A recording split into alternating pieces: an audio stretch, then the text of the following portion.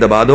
इसको दफनाने की जरूरत नहीं है, एजाज की जरूरत नहीं, प्रोटोकॉल की जरूरत नहीं। आज ये मस्जिद में या जनाजगाह में कौन सी चीज पढ़वाने आया? नमाज जनाजा। सारी जिंदगी जिनके आकर के कभी मिला नहीं, सलाम लिया नहीं, अलैक सलैक हुई नहीं, आज ये उन्हीं से आया है और मौलवी साहब से कह रहा है कि जनाजा पढ़ा दीजिए।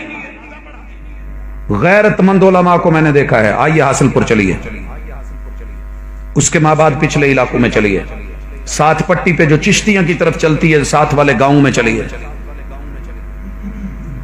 मौलवी साहब का ऐलान था कि जिसने नमाज जिंदगी में नहीं पढ़नी, मैंने उसका जनाजा नहीं पढ़ाना। जो आम दिनों में, खुशियों में, फजर में, जोहर में, मगरब में, इशा में, जुमे में, ईद में मुझे नजर नहीं आता, मैं उसको जनाजे में कैसे बर्दाश्त करूं? रब का करना ऐसा हुआ, पहली फौतगी हुई तो नंबरदार साहब का बेटा फौत हुआ।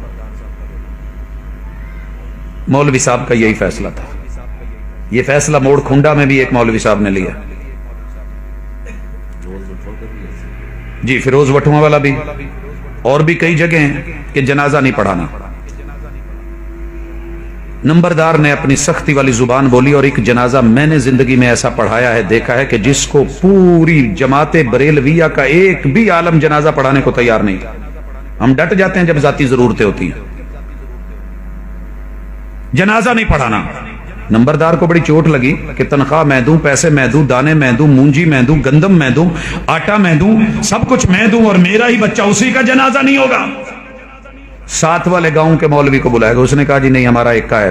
5 या 6 गांव वाले थे जिन्होंने ये एका किया। बात दूर तक फैल गई, मौलवी के बच्चे का जनाजा को नहीं पढ़ा रहा। उसने कहा मौलवी जी फारग कर दूंगा।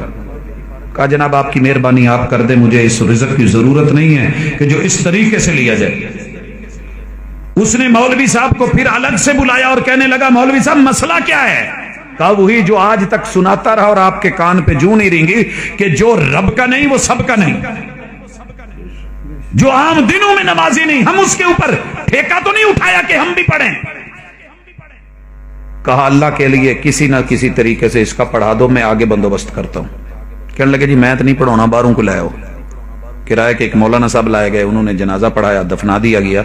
नंबरदार साहब ने ऐलान कर दिया कि कोई भी बंदा जो नमाज के वक्त मुझे कारोबार में, घर में दाएं बाएं बैठा नजर आ गया, मस्जिद में नजर ना आया, कल को हमने उसका जनाजा नहीं पढ़ाना और फिर उसकी खैर नहीं।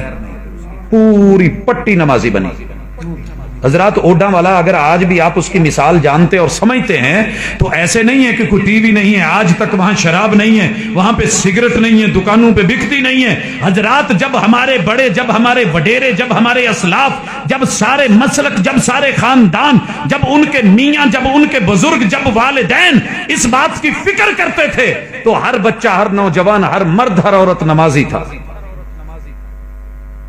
जब से हमने ढीले दिए ना, चलो कोई गल नहीं, बच्चे ने बड़े होके पढ़ लेंगे, अच्छा कोई बात नहीं, हो जाएगा, ठीक है, फिर क्या हुआ हजरात? फिर उस वक्त से ये ढीले मिली हैं और ये मसाइल बने हैं। आइए यहां तलक मैं दुनिया में रोकूं, थोड़ा सा ब्रेक लगाने लगा हूं। फतवे आपने सारे सुन लिए, ये तो दुनिया में अशर है। अगर जिंदगी में ये आदमी बेनमाज है, ये अपनी बेटी का वली नहीं बन सकता। वलन यजअलल्लाहु लिल काफिरीना अलल मुमिनीना सबीला। इस बेनमाज को काफिर अल्लाह के महबूब ने कहा है, मुशरिक खुद अल्लाह ने कहा है, मुर्तद सहाबा ने कहा है, और इसको जेल बंद करने के लिए इमाम आजम इमाम अबू हनीफा रहमहुल्लाह, जिनको दुनिया ये लकब देती है, उन्होंने बोला है। इमाम दारुल हिजरा, इमाम मदीना, इमाम मालिक ने बोला है। इमाम शाफी, इमाम अहमद इब्न हंबल ने बोला है। पीर अब्दुल कादिर जिलानी रहमहुल्लाह ने बोला है। हजरात इतने बड़े बड़े आइम्मा, और उनके फैसले जुर्रतमंदाना फैसले, क्योंकि वो किसी से दाने नहीं लेते थे, वो किसी के मोहताज नहीं थे। अपनी किताबों में लिख के बयान कर गए, कहा कि अगर ये नमाज नहीं पढ़ता, इसकी बेटियां जवान हैं, ये वली बन करके उनका रिश्ता नहीं कर सकता,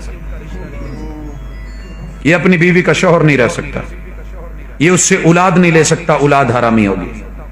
ਅਸੀਂ निकी निकी गल तो अपने बच्चों को कही जावे राम दिया, बाप कह रहा होता है, मां कह रही होती है, कभी रब के कहने पे भी माने।